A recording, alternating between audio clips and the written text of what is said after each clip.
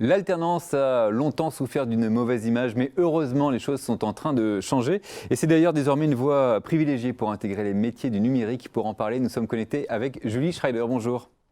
Bonjour. Vous êtes développeuse de l'alternance sur la région Bourgogne-Franche-Comté. Julie, concrètement, qu'est-ce que l'alternance? Alors très simplement, l'alternance, c'est combiner formation et expérience professionnelle. Donc on va alterner entre des périodes théoriques en centre de formation avec des périodes pratiques d'immersion en entreprise et de techniques professionnelles. Donc quand on parle d'alternance, on parle de contrat de travail. Donc il y a deux types de contrats de travail en alternance, les contrats d'apprentissage et les contrats de professionnalisation en fonction de la formation, mais également du profil du postulant. Quand on se lance comme ça dans des études et notamment dans le numérique, pourquoi est-ce qu'on décide de choisir l'alternance? Alors, il y a beaucoup d'avantages à l'alternance, notamment le fait que c'est une véritable, passerelle vers l'emploi et l'insertion professionnelle. On va pouvoir développer ses compétences, tout en se professionnalisant. On va pouvoir se former réellement à un métier et en même temps, prendre connaissance de la vie et de la culture d'entreprise.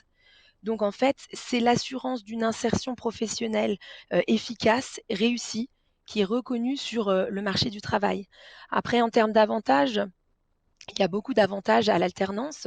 Il y a aussi le fait que, les frais de formation sont, pris en charge, mais également le fait, de pouvoir bénéficier d'une rémunération tout en étudiant. Il est possible aussi de bénéficier d'un accompagnement personnalisé, individualisé par un tuteur ou un maître d'apprentissage.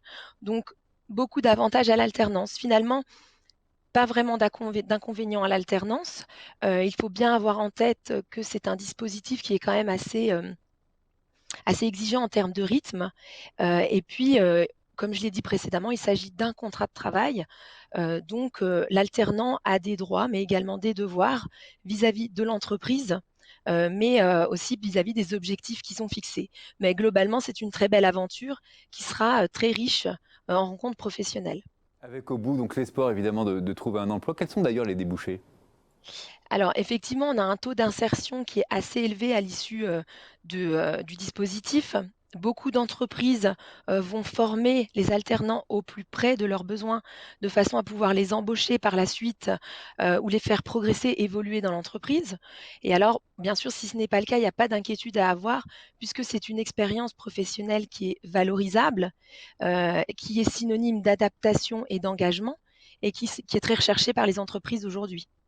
Je l'évoquais il y a quelques instants, l'alternance a longtemps eu une mauvaise image. Est-ce que aujourd'hui les choses sont en train de changer, et notamment dans ce secteur du numérique? Alors effectivement, il y a une dizaine d'années, c'était un dispositif qui était assez méconnu, qui était surtout réservé à des formations de type CAP, dans des secteurs d'activité plutôt orientés, sur l'artisanat. Aujourd'hui, ce dispositif, il a énormément évolué, notamment avec, la loi, Avenir professionnel de 2018.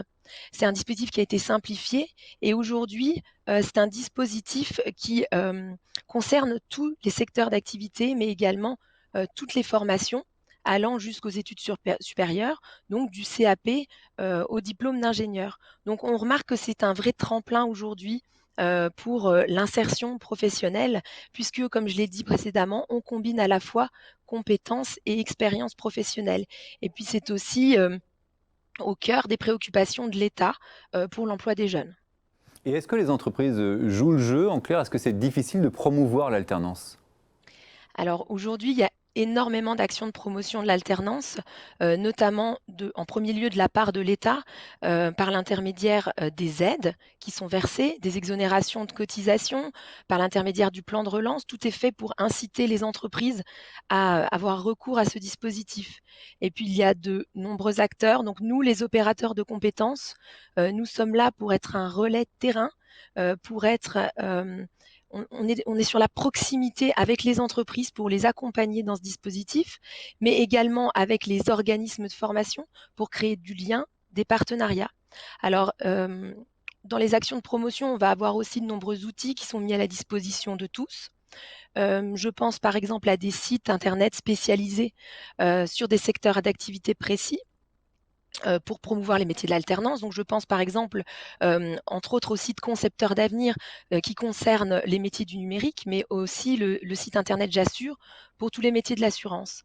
Et après, en termes d'événements, on a énormément d'événements qui sont proposés, notamment des salons virtuels de l'alternance, mais aussi, nous, opérateurs de compétences, on va aussi, proposer, des job dating et puis tout au long de l'année, il va y avoir encore de nombreux événements, afin de favoriser le dialogue, la communication et la promotion de ce beau dispositif qu'est l'alternance.